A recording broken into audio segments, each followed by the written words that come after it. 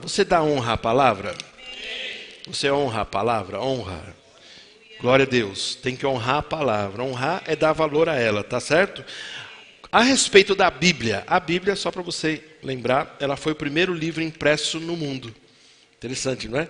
E ele é o livro mais editado e continua sendo o livro mais vendido no mundo. Que coisa linda isso, né? De você pensar que mesmo diante de muita oposição, Deus continua dando essa força, não é? Essa força para a palavra, ela continua, ela não para. Por mais que as pessoas queiram calar, o livro, ele é poderoso. A Bíblia foi traduzida, não sei se você já sabe, mas hoje, nos dias de hoje, em mais de 1.800 línguas diferentes. Uau, né? Nenhum livro tem essa projeção, não é? Nenhum autor, né? Por mais que seja forte, ele não consegue ter essa projeção. É a publicação mais popular do mundo, não é? Como eu já falei com você, a Bíblia ela tem a origem no povo hebreu, e nós falamos das línguas, não é? Das línguas ela inicialmente foi composta. Eu falei do hebraico, do grego e do aramaico, não é? Isso mesmo. E é justamente isso. O hebraico, para você ter uma ideia, tem 3/4 de toda a Bíblia, tá? E o grego, 1/4 aproximadamente. O aramaico é uma porção bem pequena, tá certo? Eu não sei se você já ouviu falar numa tradução latina. Eu estava falando de umas traduções importantes e um dos principais tradutores é João Ferreira de Almeida. Então você pode ver na sua Bíblia. Quem tem Bíblia impressa ainda aqui? Quem tem a Bíblia impressa? Aqui, comigo, conosco aqui. Se você olhar as primeiras páginas, você vai ver. Todas as traduções, elas são baseadas geralmente em JFA, não é isso? Você pode ver. Aí ele fala assim, de acordo com as melhores traduções de João Ferreira de Almeida e assim por diante. Aí com base nas primeiras traduções de João Ferreira de Almeida, foram feitas todas as outras versões que a gente conhece, tá? Existe uma tradução bem famosa, que é uma tradução latina, que é conhecida como a tradução de Jerônimo, não é? Então, é muito elogiada essa tradução. Acho que você chegou a falar isso, não é? Aqui, né? E ele fala, e a referência é justamente que eles voltam para os principais, para os primordiais textos no grego e no hebraico, né? Beleza? Maravilha. Outra curiosidade bem legal, a carta dos Filipenses, por exemplo, quando a gente lê, não é? Carta dos Filipenses. A gente vê tanta doutrina naquele momento, né? É chamada a epístola da alegria. Quantos sabiam disso? É chamada a epístola da alegria. E olha onde Paulo estava? Preso. Estava preso. Impressionante, não é isso? Maravilha. O maior versículo da Bíblia. O maior versículo da Bíblia não sei se é relevante isso, mas tem muitos textos bem interessantes. Tem o maior, tem o menor, não é? O maior versículo está em Esther, capítulo 8. Não é? Conhece o livro de Esther? Maravilha. A Torá é composta, Torá. Por que Torá? Porque era assim que se chamava os 5 primeiros livros, né, do Antigo Testamento. A gente chama hoje e falou do Pentateuco. Lembra disso que eu falei para você? Gênesis, Êxodo, Levítico, Números e Deuteronômio. Vamos lá? Gênesis, Êxodo, Levítico, Números e Deuteronômio. Maravilha. Maravilha. Lembra que eu te falei que ali está concentrado também a maior parte das leis, não é? Para Israel. Lembra que eu te falei que os 3 povos da Bíblia, os destinatários, quem são os destinatários da Bíblia? Primeiro, judeus, depois, gentios, depois, igreja. Isso, tem que saber. Você está em que grupo? Diga, vamos lá, vamos? Não? Ah, não é não? Vocês são igreja? Muito bem, olha, tá certo.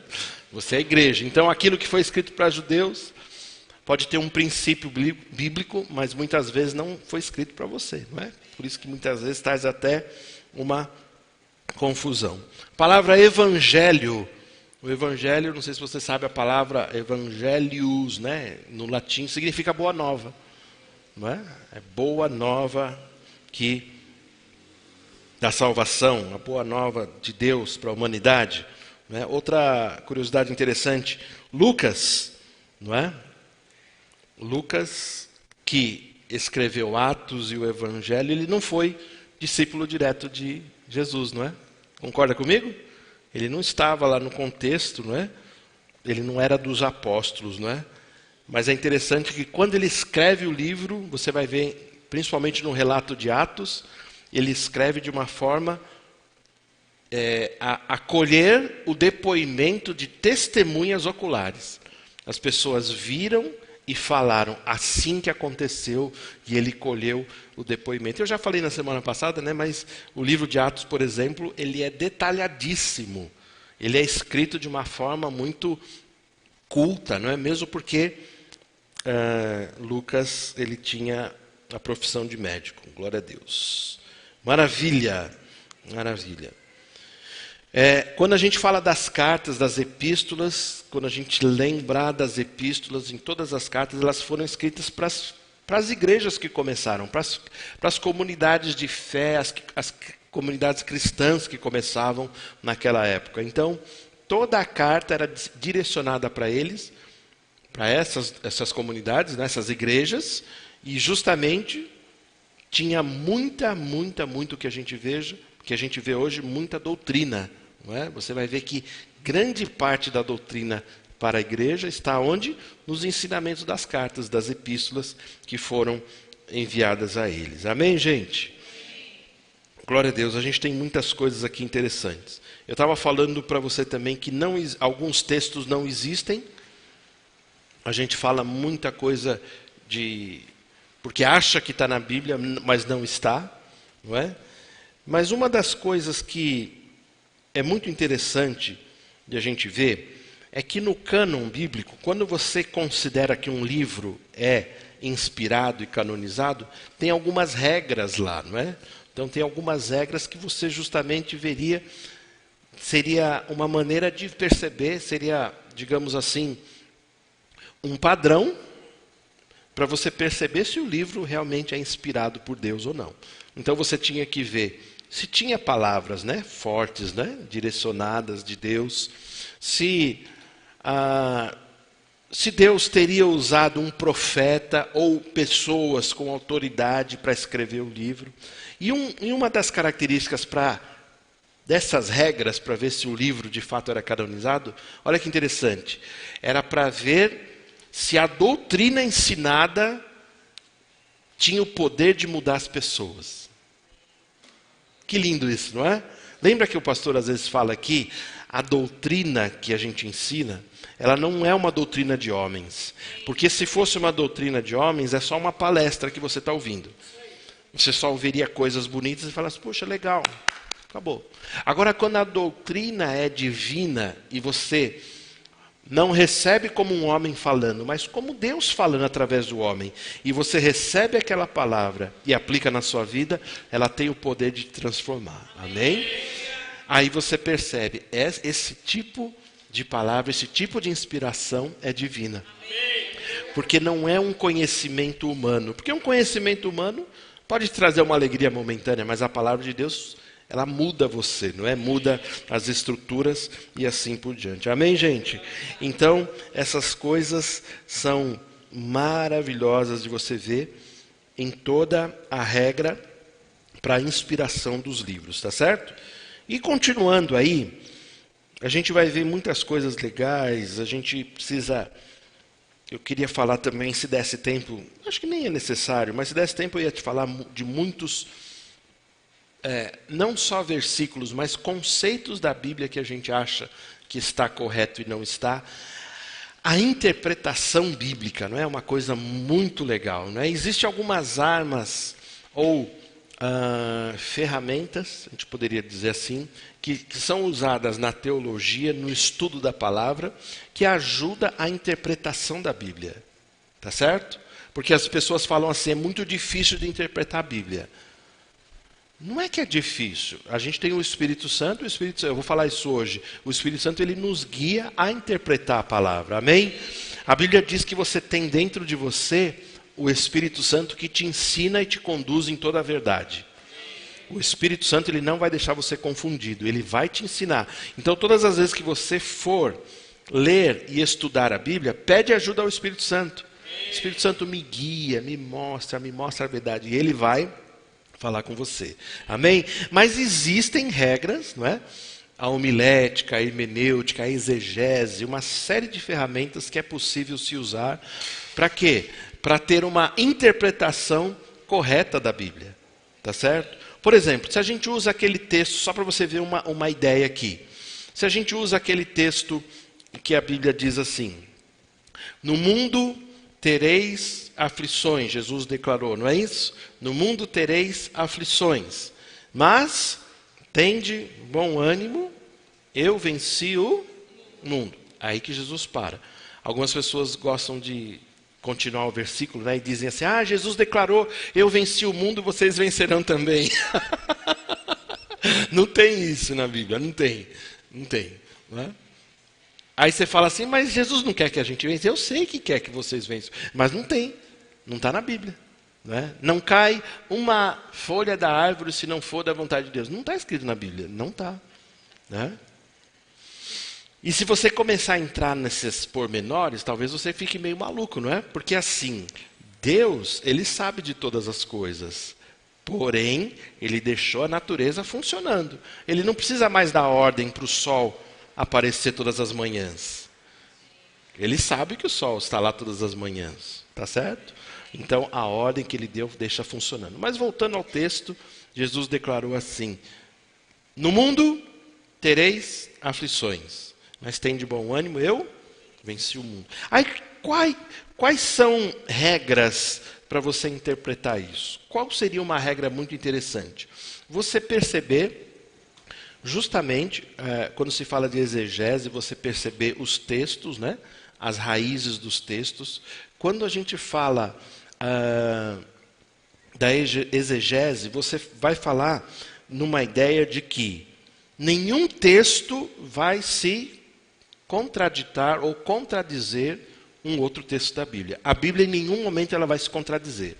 Ninguém pode falar assim: mas aqui está escrito uma coisa e aqui outra. Não.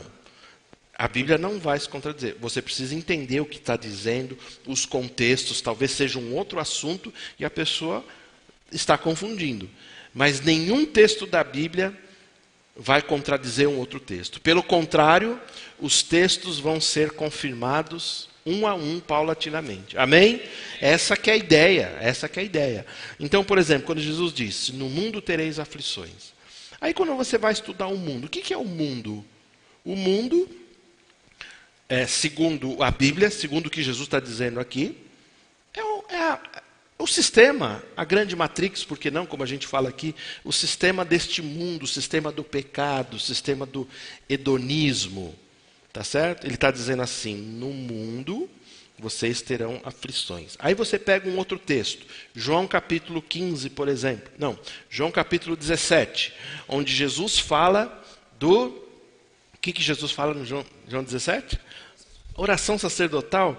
Ele fala assim, Jesus ora assim: não peço, orando a Deus, não peço que o Senhor os tires do mundo, mas os livre do mal, não é isso? Então, peraí, então quer dizer que você vai estar inserido nesse sistema por um tempo. Quem está entendendo? Quem está entendendo?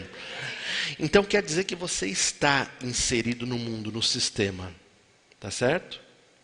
Aí Jesus, voltando naquele texto de João, ele fala assim: no mundo tereis aflições. Significa que enquanto a gente não for para o céu, a gente vai ter aflição nesse mundo. Está entendendo? Está entendendo? Porque no determinado momento, ele vai nos tirar desse mundo, mas ainda não. Então você vai ficar inserido nesse mundo.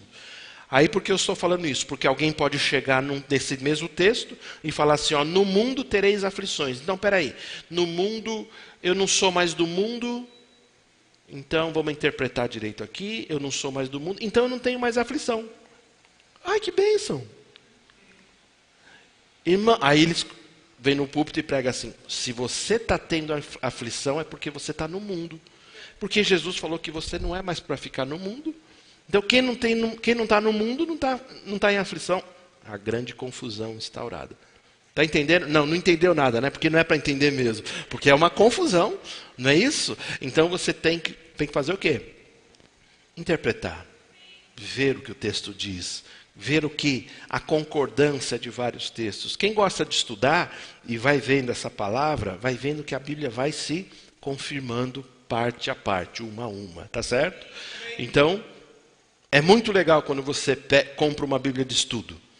A Bíblia de estudo, por que ela é legal? Eu falei isso aqui na semana passada. Né? Você investiu numa, né, Felipe? Show de bola. É muito legal você fazer isso. Porque os textos dos estudiosos e as várias linguagens, eles te dão uma amplidão maior em tudo o que você está estudando. Tem, por exemplo, uma Bíblia, se você procurar e quiser comprar, você que vai crescer na fé, tem uma Bíblia que é interpretada versículo a versículo. É uma coisa muito legal, não é? É uma coisa muito boa, é interessante para você ter isso. Porque tem versículos na Bíblia que são de difícil interpretação. Tem versículos que os homens que mais estudam, eu estava vendo hoje, por exemplo, tem versículos, a gente não pode falar todos aqui, irmão, senão vai estender, eu preciso terminar hoje. Tem versículos que tem 3 e até 4 interpretações possíveis. Porque não se chega a um consenso. Né? E se você simplesmente falar, não, eu acho que é isso. Não, tudo bem, mas vamos respeitar as pessoas que também estudaram, tem todo um contexto. Não é? Então, as versões da Bíblia, quando você compra uma versão legal de estudo, uma versão que dá uma amplidão, lembra que eu te falei de você comprar, por exemplo, aquela Bíblia amplificada, né? A Bíblia amplificada, a Bíblia a mensagem, a NVT, a nova tradução na linguagem de hoje, que eu gosto, não é isso? Tem a NVI, que é muito boa. O que é legal fazer, se você for tomar realmente um cuidado? Pegar uma Bíblia mais tradicional, uma linguagem mais tradicional, e ter essa variante de uma linguagem diferente. Está entendendo?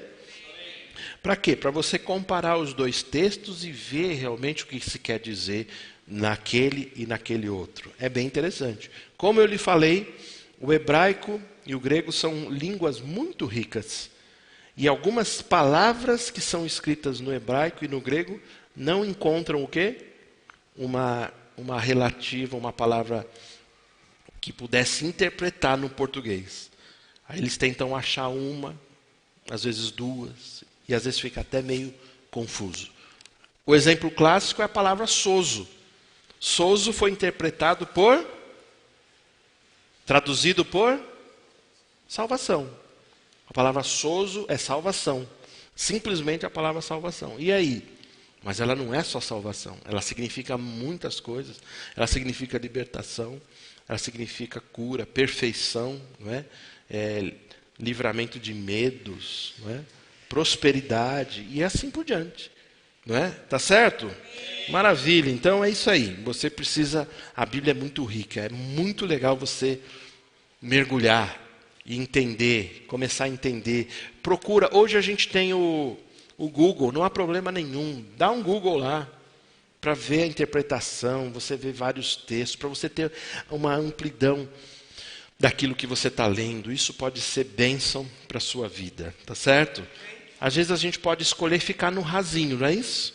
Ou você pode escolher aprofundar, tirar riquezas, pepitas de ouro da palavra, tá certo? A Bíblia é importante. A gente está falando da integridade da palavra. A gente está hoje numa geração que não está mais carregando a Bíblia debaixo do braço, né? Eu carreguei muito a Bíblia debaixo do braço. Quem carregou comigo? Quem carregou? Aí, tá vendo? Tem uma geração nova hoje que nunca carregou a Bíblia debaixo do braço. Só conhece a Bíblia do celular. Né? São novos tempos, né? A gente tem que se adaptar. Mas a questão é que a leitura em folha é muito mais agradável do que numa tela. Quem concorda comigo? A tela é horrível. O iPad meu, ele é um equipamento maravilhoso. eu posso mudar a tonalidade, posso deixar a tela fria para ter uma leitura um pouco mais agradável, mas você não produz a leitura aqui como você produziria em folhas impressas. Talvez seja interessante você voltar para uma Bíblia de papel. É bem interessante porque você lê mais, você produz mais. E aqui, por mais que você tenha recursos hoje, né, talvez você não produza tanto. Então, a Bíblia é importante você ter ela aí. O grande problema é que as pessoas hoje estão vindo sem Bíblia na igreja. Tem gente que já não vem com a Bíblia impressa e tem gente que não tem ela no celular. Não, o pastor coloca os textos lá na frente, está tudo bem. Não, isso aqui é um recurso, mas você precisa ter a Bíblia com você todos os dias. Você precisa ler, você precisa entender da importância da Bíblia para você. Mateus capítulo 4, verso 4, diz assim, ó, Jesus, porém, respondeu, está escrito. Diga isso, está escrito. O que significa isso, está escrito? É um princípio, um padrão, um modelo que Deus deixou. Quando ele vai falar assim, está escrito, não é isso? Tá certo? Um princípio que não pode ser quebrado. Ele diz assim, ó, nem só de pão, não só de pão viverá o homem, mas de toda a palavra que procede da boca de Deus. A Bíblia é o seu alimento de todos os dias. Amém? A Bíblia deve ser o seu alimento de todos os dias. Não só pão, mas você precisa comer também a palavra. Então não é possível a gente quantificar, não é? Quantificar a importância da Bíblia na vida do cristão. Mas a questão é que você não pode ficar sem. Todos os dias você precisa sempre estar lendo, se alimentando dela. Porque se eu não fizer isso, fraqueza espiritual começa a definhar. A doutrina começa a capengar. Se alguém vier falar alguma coisa com você, você nem argumento tem. É importante ter argumento. Quando você vai ter argumento bíblico? Quando você conhecer a palavra, ler, memorizar. Se você quiser conversar de alguns assuntos cabeça assim, é legal, eu gosto disso. Se você quiser, eu gosto quando alguém me provoca assim, manda uma mensagem para me provocar no WhatsApp. Assim, para me deixar os nervos à flor da pele. Um demônio no corpo. Não, brincadeira. Às vezes as pessoas mandam, né, assim para... O que o pastor acha disso? Né? Eu gosto disso, porque aí a gente pode fluir. Entendeu? E eu gosto quando a pessoa flui também. Falo, não, e você? O que você acha disso? Isso, compartilhar ideias. Mas como a gente consegue compartilhar ideias? Quando a gente tem uma base. Então, se você não lê a palavra, se você não lê os bons livros que a gente tem, você não tem nem argumento. Aí, quando chegar uma roda de papo cabeça, você vai ficar meio assim, sem jeito. Valeu, gente, estou indo aí, valeu. Entendeu? É bom você pensar sobre isso. E mesmo porque a gente não acumula conhecimento para se amostrar para os outros. A gente acumula conhecimento para poder ajudar pessoas, não é isso? Um princípio que você tenha memorizado e não precise ler, você pode mudar a vida de uma pessoa. Você pode falar, ei rapaz, vem cá, eu sei que você não acredita em muita coisa, mas Jesus falou isso aqui. Ó. Você fala a palavra, entra no coração dela, pode mudar a vida de uma pessoa. Então, você precisa ter o quê? Depósito. A Bíblia chama de, não é? A Bíblia fala que o bom depósito de Cristo, né? A palavra, as instruções, ela pode ser colocada na gente. Você precisa ter depósito. E eu digo a você, depósito tem que fazer o esforço de ler, de trazer para você, tá bom? Então, escritura, a palavra de Deus é muito importante. Eu lamento se você não está lendo todos os dias. E como a gente falou, não é ler somente, é também meditar, tá bom? E quando você for ler a Bíblia, quando você estiver lendo a Bíblia, né? Seja disciplinado. Procura ser disciplinado, leia todos os dias. Leia todos os dias. Abra o texto, leia todos os dias. Pastor, eu só consigo ver à noite. Que seja à noite. Não é? Mas leia todos os dias. Tenha o hábito de, nem que seja uma pequena porção, mas tem que todos os dias entrando em você. Não é? É bom memorizar, porque quando você não tiver com a Bíblia, você pode trazer, não é, da sua memória e falar. A palavra diz isso. Eu sou próspero, eu sou curado, eu sou abençoado. Nenhuma praga vai chegar à minha tenda. Olha que coisa, não é? haverá um bom futuro e não será frustrada a minha esperança. Olha que coisa linda para você chamar para o seu dia, não é isso? Imagina, você acorda, haverá um bom futuro e não será frustrada a minha esperança. Aleluia. O Senhor guarda a minha entrada, a minha saída. Essas coisas podem fazer toda a diferença. Não procure saber muita coisa, mas a pequena porção que você souber, que ela esteja dentro de você e faça a diferença em você. Amém? Como a gente falou, dê preferência. Se você ainda não tem um hábito de começar a ler a Bíblia, dê a preferência de começar pelo Novo Testamento. Comece pelo Novo Testamento, ou pelas cartas, por que não? Porque é de mais fácil entendimento, sem dúvida, não é? E a gente costuma dizer que um novo convertido, né, você vai começar a ler o Velho Testamento, desvia da fé, né? De tão confuso que é, não é? Ele não vai entender. Mas você falou de Jesus, aqui eles estão falando de Abraão, qual é, né? Qual foi? Não é? A gente está brincando aqui, mas é claro, prefira começar pelos evangelhos, aí a ideia vai ficando clara. Eu acho que depois de um tempo você consegue conciliar Novo Testamento, Velho Testamento, Nova Aliança, Velha Aliança. Vai fazendo tudo sentido, não é isso? Tá bom? Então o Evangelho é mais fácil de entender. E as epístolas, elas têm coisas profundas, sem dúvida, não é? Mas elas falam muito do nosso dia a dia, das coisas práticas da nossa vida cristã. Então é muito bom, interessante você aprender isso. Quando a gente fala da Bíblia, a gente tem que pensar na pessoa de Jesus. Bíblia e Jesus tem tudo a ver, porque toda a convergência da Bíblia aponta para Jesus. Tudo é sobre Jesus, tá bom? Tudo é sobre Jesus. O Velho Testamento, textos maravilhosos. Faz uma pesquisa aí, quando você chegar em casa, fala assim, textos do Velho Testamento que falam sobre Jesus. É intrigante isso. Você não vai ver o nome Jesus, não é? Mas você vai ver a figura de Jesus e tudo apontando. E ele tem outros nomes no Velho Testamento. Então, tudo que a gente se refere à Bíblia é sobre Jesus. Aleluia. Amém? Então, olha o que diz em João. João reescreveu Gênesis, né? João capítulo 1,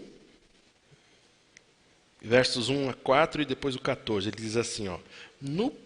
João capítulo 1, 1. No princípio era o verbo da vida. Era o verbo. Né? O verbo estava com Deus e o verbo era Deus. Ele estava no princípio com Deus. Todas as coisas foram feitas por intermédio dele. E sem ele, nada do que foi feito se fez. Lindo, né? A vida estava nele e a vida era a luz dos homens. E ele continua, e o verbo se fez carne e habitou entre nós, cheio de graça e de verdade. E vimos a sua glória, glória como do unigênito do Pai.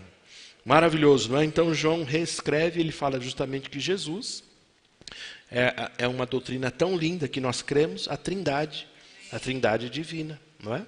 Jesus estava totalmente, plenamente presente na criação. No princípio era Jesus, o verbo, não é? O verbo estava com Deus, aí ele fala assim, o verbo era Deus. Porque ninguém pode tirar a deidade ou divindade de Deus, de Jesus. Porque tem algumas religiões que não acreditam que Jesus seja Deus.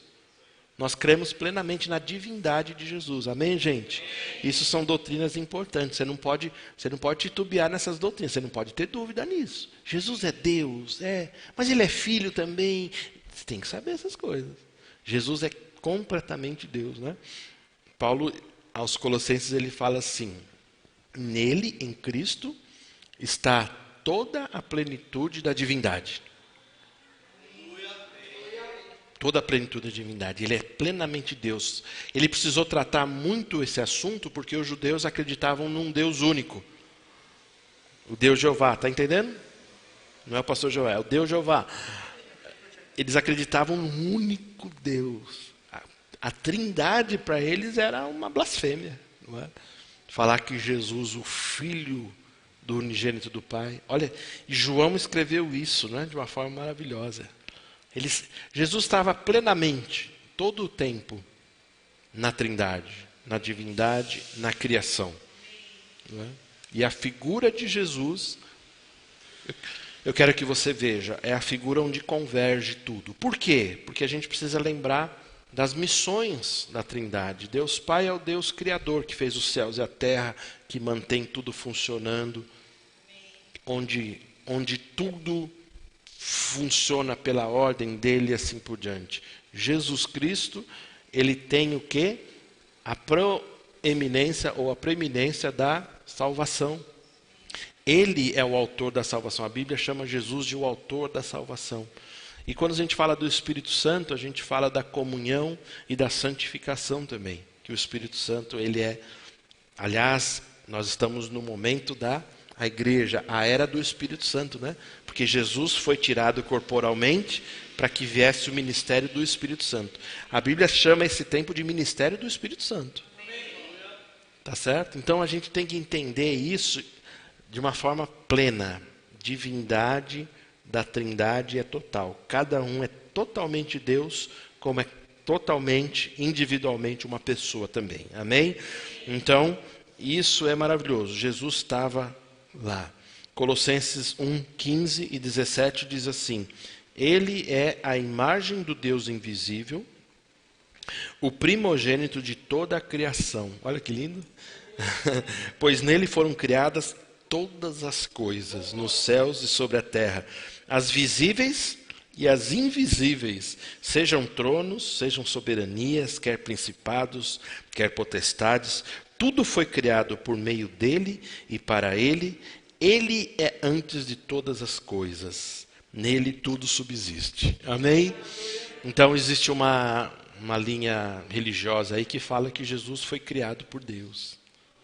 É uma blasfêmia quando a gente lê a doutrina, não é? Porque Jesus é Deus o tempo todo. Ele subsiste antes de tudo. Ele estava com Deus.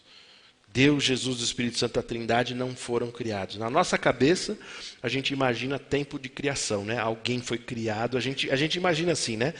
A gente foi criado, a gente nasceu, a gente tem um tempo, a gente tem um fim.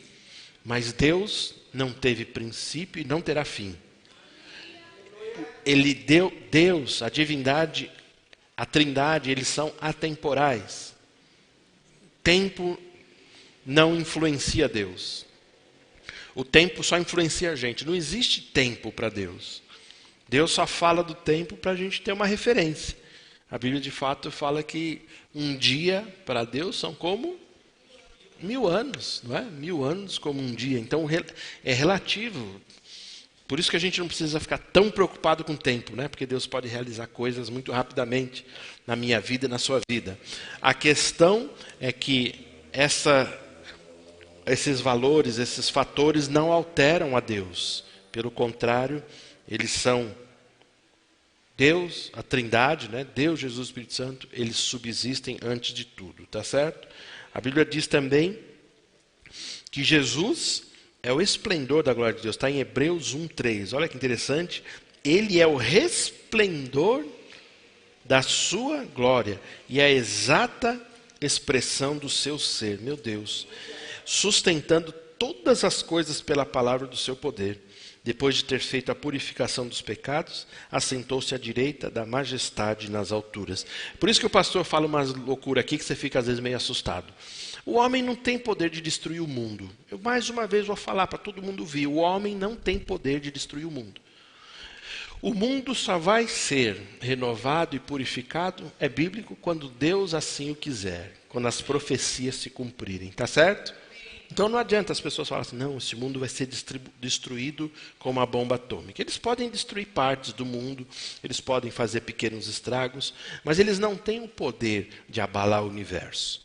Tá certo? Eu poderia até falar algumas coisas mais assustadoras aqui, mas eu não vou colocar minhoca na sua cabeça hoje. Fica para um outro dia, que eu faço questão de colocar umas minhocas na sua cabeça. Né? Na verdade, como diz o irmão Reagan, né? não é a minhoca que a gente vai colocar, só vou acender a luz assim, né? Você vai ver quanta minhoca você tem na cabeça. Né? Eu vou falar para você aqui só um pouquinho. Te ensinaram um monte de mentiras. Um monte de mentiras. Se você crê comigo, você crê que o relato bíblico é o verdadeiro. Você crê assim? Eu creio. Quando a Bíblia fala que Deus criou Adão e Eva, não é figurativo, mas é literal. Você acredita que Adão existiu realmente? Tem igrejas que ensinam, não, aquilo é só uma história para exemplificar, não foi bem daquele jeito, aquilo não é bem assim. É daquele jeito. Se o relato está falando, é porque é daquele jeito. Leia Gênesis. Né? A gente costuma fazer uma brincadeirinha com alguns irmãos. Leia Gênesis, capítulo 1, você vai ficar intrigado, você vai ficar assustado. Só os primeiros 10 versículos, né, Guga? Os primeiros 10 está bom, né? Gênesis 1, de 1 a 10. Leia isso, você não lê. Você vai ficar intrigado, você vai falar assim, peraí, opa, e isso aqui, mudaram a Bíblia agora aqui, eu nunca vi isso aqui, tá lá. Acontece que a escola te ensinou um monte de outras coisas. E a gente fica assim, meu Deus, será que é do jeito? A gente tem assimilado hoje, irmãos, na verdade, muitos conceitos que a escola nos ensinou, os livros nos ensinaram. Mas a gente vai ver o relato bíblico, é totalmente diferente. Eu lembro do livro de Josué, por exemplo. A Bíblia fala que Josué orou e parou o sol. É o relato que diz. Eu lembro de muitos pregadores subindo ao púlpito dizendo assim, não, aquilo lá foi um erro de interpretação. Porque, na verdade, a gente sabe que o modelo que foi nos ensinado é o heliocentrismo. Então, não foi o sol que parou, não é, irmãos? Nós sabemos, o que parou foi a terra. Meu Deus. Aí tá uma minhoquinha na sua cabeça? Tá. A Bíblia fala que o sol parou. Eu creio no relato bíblico, o sol parou. A terra parou, então, a terra parou? Será que a terra gira?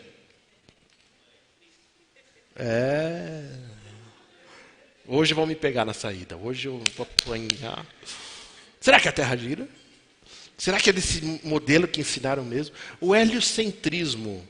Estuda um pouco sobre o heliocentrismo. Eu não vou te falar o que é o heliocentrismo. Dá um Google aí, procura. O heliocentrismo, ele é uma doutrina, um ensinamento inspirado em doutrinas pagãs. E aí? Todo modelo que a gente aceita hoje foi ensinado por gente pagã. Enquanto que a Bíblia está ensinando um relato aqui, a gente acha difícil de acreditar. E aí? Eu creio que está escrito aqui, ó. Ele sustenta todas as coisas pela palavra. Uma palavra que Deus deu, a criação, sustenta tudo até hoje. Por isso que você não precisa ficar assustado. Porque a gente sempre lê aqui, enquanto houver mundo, sempre vai haver o quê? Estações, plantio e colheita. As regras do mundo não vai acabar. Algumas coisas simplesmente o homem vai fazer de tudo, não vai acabar. Ai, que vontade de falar mais. Equipe de intercessão, ore para que eu fique calado, por favor. Ai, Jesus. Coceira na língua. João 14,6, ele diz assim, ele se coloca, não é? Como um princípio da porta. Ele é a porta. Eu sou o caminho, a verdade e a vida, não é? Ninguém vem ao Pai senão por mim. Ele é o caminho, sabe? Aquele portal que a gente precisava entender e falar para as pessoas. Ei, estão te enganando. Jesus deixou um princípio. Deixa o texto aí. Ele é o quê? Caminho, verdade e vida. É como se fosse um portal. Ele é a única passagem para Deus. Não é isso? E ele não fala vai ao Pai. Ele fala ninguém vem ao Pai. Significa que ele está junto do Pai. É um princípio maravilhoso, que está na Bíblia e você não pode negociar. Por isso que quando você for pregar o Evangelho, entenda o que o pastor vai falar. Fale de Jesus. Não de um Deus genérico, um Deus geral. A figura de Jesus é importante. Ela é, na verdade, ela é essencial. Se você não falar na figura de Jesus, as pessoas entenda isso. Entenda isso. Por isso que a Bíblia mostra o funil, a convergência, tudo em Jesus, no nome e na pessoa de Jesus. Porque se você fala somente em Deus, as pessoas entendem como um Deus geral, uma religião universal, e está tudo bem fazer o bem. Opa, não. É o justo e o justificador, ele é o único caminho. Não tem outro jeito? Não tem. Não, mas ele é tão prestativo no que ele faz, mas está indo para o inferno. Porque o único caminho é Jesus, não tem jeito. Então, ele é o caminho, a verdade, a vida. Tá certo? Então, uma das coisas que Deus vai colocar em você, e já colocou, e você precisa só desenvolver, é o Espírito Santo, que te encaminha e te ilumina para toda a verdade. Tá certo? Então, você precisa aprender, não é? Aprender a julgar a palavra. Vamos ensinar o que é isso, né? Então, uma das lições mais importantes que você vai aprender na sua caminhada cristã é justamente o quê? Aprender a analisar o que você ouve na palavra de Deus, né? E tudo vai depender da fé e do seu crescimento espiritual, o nível espiritual que você tem, tá certo?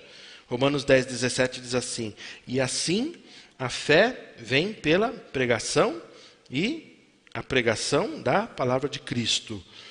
Toda a palavra que tiver em você, ela vai gerar fé em você, vai gerar uma estrutura em você e vai te habilitar a julgar as coisas, as situações, a palavra e assim por diante. Nós precisamos aprender que quando a gente tem um princípio implantado pela palavra, a gente tem o quê? Uma sabedoria para julgar situações,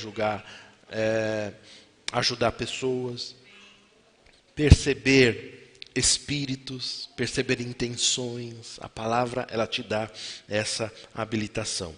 A Bíblia vai falar também dos judeus de Bereia. Quem já ouviu falar nos bereanos aqui? Os bereanos, não é? Os bereanos, não é? Atos 17, 11 e 12 diz assim: ora, os de Bereia eram mais nobres do que os de Tessalônica, pois receberam a palavra com toda a avidez, não é? Aquela fome, aquela sede, examinando as Escrituras todos os dias para ver se as coisas eram de fato assim. Com isso, muitos deles creram, mulheres gregas de alta posição e não poucos homens. Como eu estou falando de julgar a palavra e os judeus, aqui os bereanos, judeus de Bereia, quando você ouvir uma palavra, quando alguém pregar uma palavra, é muito bom você olhar na sua Bíblia para ver se é aquilo mesmo que ele está dizendo. Pastor, isso aí não é insubmissão? Não. Você precisa aprender a ver se aquilo que a pessoa está pregando condiz com a palavra de Deus. Isso é você aprender a julgar. E você vai perceber, na minha caminhada cristã, eu sou assim, tem muitas coisas que simplesmente a gente ouve, mas a gente sabe que o irmão interpretou errado, não é bíblico. Por isso que Paulo fala: examinar de tudo e retende o bem, o que é bom, aquilo que é certo. Então tem algumas coisas que, se você perceber, não, interpretou errado. Não precisa falar, né? Às vezes a gente guarda para si, não precisa necessariamente trazer um problema, mas a questão é que você precisa aprender a julgar, ver se está certo ou não. Então tem coisas que são interpretadas totalmente erradas, não é aquilo que a gente fala para você. Uma vez a gente estava lá em Pinheiros e um irmão de muita proeminência, ele tem muita proeminência hoje no ministério, ele, num momento de mover lá no culto, ele disse assim, ele chamou algumas pessoas para receberem oração, e ele disse assim: eu estou sentindo resistência de alguns irmãos aqui, não querem vir na frente. Não, beleza, ele está falando, né? Então, a gente fala assim, quando o ministro está com essas coisas, então ele vai na fé dele, né? Não me ponha não me misture com isso não. Mas acontece que ele orou, vieram várias pessoas. Eu acho que os ministros não podem, não devem constranger pessoas. Que a obra quem faz é o Espírito Santo. Você pode incentivar, mas não pode forçar ninguém. E ele disse assim, no final ele disse assim: você que resistiu, você que não veio à frente, você está resistindo ao Espírito Santo. E resistir ao Espírito Santo é um pecado sem perdão.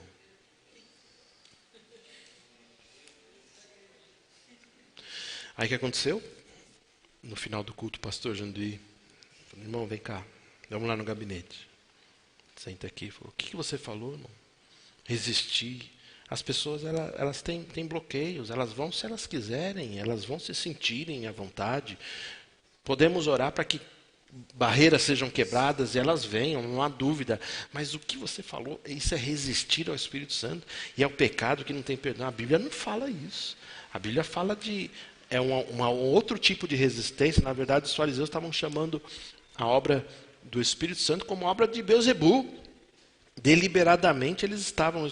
Aí o irmão disse assim, eu só falei o que o Espírito me falou ao coração. Aí o pastor falou assim, não foi o Espírito que lhe falou ao coração. Foi os seus impulsos, a sua emoção, mas não foi não. Porque o Espírito Santo nunca contradiz a palavra. Nunca, nunca. Está vendo? Então você precisa interpretar a palavra para quê? Para que ninguém te faça de refém. Muitas vezes você vai falar assim, irmão, agradeço que você me falou, mas não penso assim. Isso não tem problema nenhum. Nós podemos ter a nossa base, não é verdade? A forma que a gente crê, assim por diante. Amém, gente? Amém? Glória a Deus. 1 João capítulo 2, verso 20. Estou terminando, vamos terminar hoje. 1 João capítulo 2, verso 20 e o verso 27. Diz assim, e vós possuís a unção que vem do Santo, e todos tendes conhecimentos. Amém? Veja o verso 27. Quanto a vós outros, a unção que dele recebestes, olha que lindo, vamos ler aqui. A unção que dele recebestes permanece em vós, e não tendes necessidade de que alguém vos ensine. Olha só. Mas, como a sua unção vos ensina a respeito de todas as coisas, e é verdadeira, e não é falsa, permanecei nele, como também ela vos ensinou. Amém? Eu lembro que eu tive essa palavra logo quando a gente começou a ter um contato com a palavra da fé. E eu lembro sobre isso, sobre o Espírito Santo ensinando a palavra. Ele pode ensinar a palavra a você, amém? Ele pode te ensinar. Por quê? Ele está dentro de você, ele pode te ajudar a interpretar a palavra, amém? E por que isso é importante? Porque você não vai ficar refém de pessoas, de situações e assim por diante. Quando a gente tem a palavra nos guia em toda a verdade, a palavra nos guia nos nossos caminhos. Deus vai falando conosco cada vez, ao ponto de você saber de onde você veio e aonde Ele está te levando. Amém? Aí o que acontece? Ninguém pode chegar e falar qualquer coisa para você. Por quê? Você está debaixo de uma direção. Você está debaixo de instrução, você está debaixo da palavra. Por isso que quem mergulha na palavra, tem a unção do santo ensinando, não precisa, essa que é a verdade, não precisa de muita orientação de pessoas. Entendam isso. Isso não está tirando o valor da igreja, do pastor, das autoridades, não é isso. Mas é que você pode aprender com o Espírito Santo. Ele é o teu ensinador, ele pode ser o teu ensinador, amém? Eu lembro que uma vez eu estava terminando o Rema. Eu tinha terminado o Rema, eu comecei a dar aula no Rema. Acho que era eu comecei a dar aula em 2005. Eu ensinei no Rema há 10 anos, né? 2015 mais ou menos que eu parei. Acho que foi isso mesmo, 2005 eu comecei a dar aula no Rema. Eu acho que foi bem no ano de 2005, eu lembro que lá em Pinheiros, eu tinha dado uma aula, eu acho que de caráter de Deus, que eu gostava muito dessa matéria. E eu lembro que no final, a gente estava muito com aquele fogo, né, do Senhor, da palavra, das direções do Senhor. Eu lembro que no final, uma irmã chegou assim para mim e falou assim, pastor, eu tenho uma palavra do Senhor para a sua vida. Você recebe? Eu falei, recebo. Ela falou assim, 3 coisas. Você está vivendo um problema financeiro terrível. Mas Deus vai te dar um livramento. Aí eu fiquei assim. Segunda, falei, manda. Ela falou assim, você está com problemas no seu casamento terríveis, mas Deus vai te dar livramento. Eu falei, tá bom. Aí, terceira, manda. Você vai viajar para os Estados Unidos. Aí a irmã falou, pastor, recebe essa palavra? Eu falei assim, irmã, presta atenção. Eu não sei o que aconteceu, mas o destino foi errado. Eu não tenho vivido um problema financeiro, pelo contrário. tem sido um tempo de muito refrigério, de muita prosperidade na minha vida. Segundo, meu casamento, eu casei com a mulher que eu amo. O casamento é uma bênção, ela é minha ajudadora, está sempre comigo, nós temos um ministério juntos e temos vivido um tempo muito bom. Ela foi ficando vermelha assim. Terceiro, recebo esse negócio de ir para os Estados Unidos, gostei desse negócio. Isso aí eu gostei. Falei para ela desse jeito. Aí ela ficou meio chateada. Ela falou assim, eu só falei o que Deus me mandou falar. Eu falei, irmã, não foi. Não foi. A irmã confundiu, mas não foi Deus.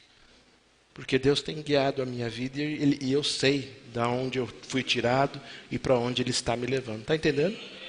Uma outra vez, uma ministra famosa veio falar comigo e falou assim, Paulo, Deus está falando com você assim, é tempo de arrumar malas. Viagem. Não é tempo de raízes, falou muito claramente. Aí eu chamei ela assim, vem cá. Deus falou muito claramente ao meu coração que é tempo de raízes. Era um tempo que a gente estava chegando em Pinheiros. Deus falou, é muito claro. Era um tempo que eu ia ficar quase 10 anos lá. Ele tinha me falado isso. A gente ficou quase isso. Eu falei assim, Deus falou comigo que é tempo de raízes. Então, eu não sei qual foi a interpretação, mas não é para mim isso. A pessoa fica chateada, né? Às vezes, né? Aí você fala, você não podia deixar de falar? Não, porque às vezes tem que ajudar o profeta, né? Para interpretar melhor a situação, porque por isso que a gente tem que tomar cuidado com aquilo que a gente fala. Se a gente for falar, que seja realmente guiado.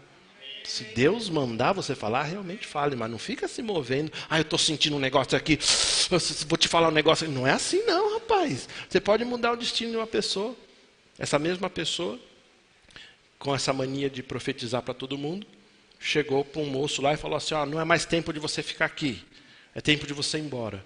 Um moço em Pinheiros, que tinha um chamado maravilhoso, tinha um chamado de Deus, só que precisava de raízes. Está entendendo?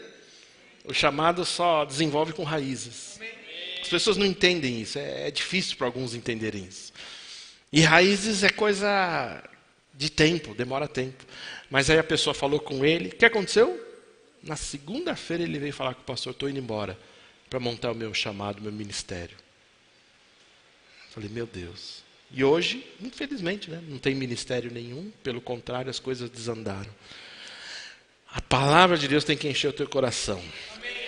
A instrução de Deus, a leitura, a presença, isso vai fazer com que você tenha o quê? Direções plenas de Deus. Em outras palavras, é o que a gente prega aqui no Rema. No Rema, no Verbo da Vida, no Ministério Verbo da Vida, no Centro de Cura, é o que a gente sempre fala. As pessoas precisam aprender a ter o quê? Não uma independência, mas uma autonomia em Deus. Porque quando ela conhece a Deus, ela consegue caminhar sozinha, caminhar na fé. É por isso que a gente não dá muito valor às questões da alma. É por isso que o pastor aqui, eu sou assim, eu não gosto muito de te tornar dependente. Eu gosto que você seja dependente de Deus. Porque as pessoas às vezes ficam dependentes muito, às vezes, da oração, né, do pastor. Não, se o pastor não orar, as coisas não vão acontecer.